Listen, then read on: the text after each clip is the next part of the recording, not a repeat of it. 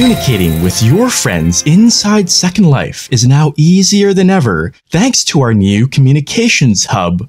Let's take a look at some of the key enhancements and changes. First, we'll show you the new Conversations window and introduce you to the basics of how to get around the new interface.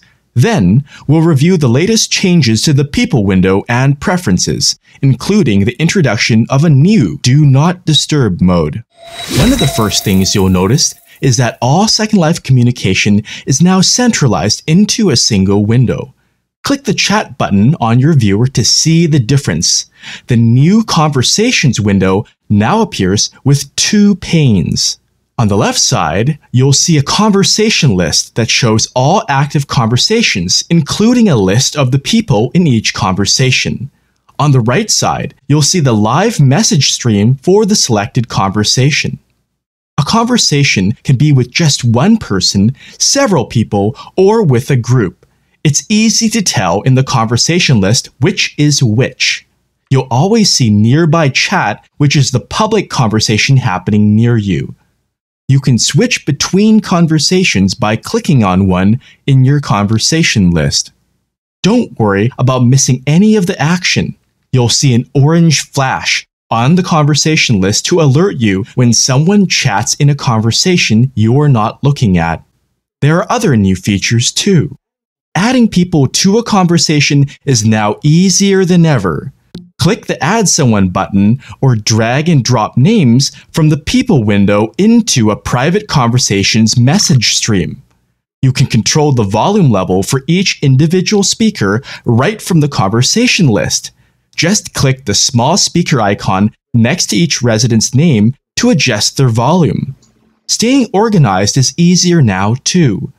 Click the View Sort Options button in the upper left corner for new sorting options.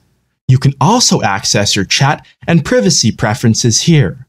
Choose the conversation log to conveniently see a list of all conversations you've had in the last 30 days, including instant messages received while offline.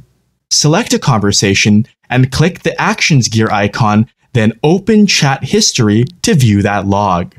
On the main Communications Hub, click the plus button to add a new conversation.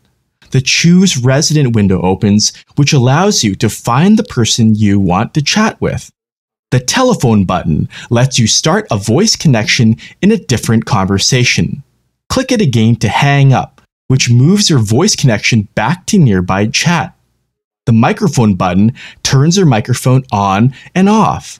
It does the same thing as the Speak button on the bottom toolbar, but you don't have to move your mouse as far. The Communications Hub gives you plenty of space to chat, but you can save screen space at any time by hiding the conversation list, pane, or both by clicking the arrow buttons. When both are collapsed and only icons are shown, you can show a conversation by clicking it. To create a separate window for a conversation, simply click the arrow button in the upper right corner of the Conversations window. Click again to bring it back, or click the Bring It Back link.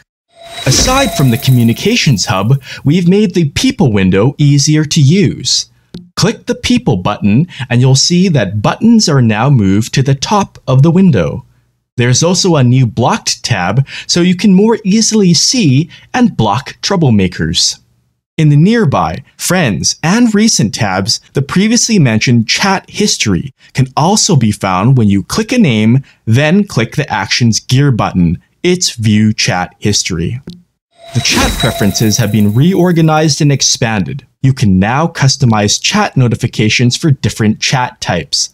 For example, you can increase priority for friends so that messages from them open a conversation window, while messages from non-friends don't get special attention. You can even choose whether or not to hear sounds for different events. Finally, the previous Busy feature has been renamed to Do Not Disturb. It means you won't be interrupted by disturbing pop-ups, which comes in handy when you're building, making photos or videos, or meditating. What's new is that upon exiting Do Not Disturb, you'll receive the messages you suppressed, depending on your preferences. One last tip. We made it easy to get to different features from more than one place, so they are never hard to find. In the Communications Hub, right-click on a person or a conversation to see a range of actions to take. For a complete list of updates including more information on the new Communications Hub, visit the Knowledge Base.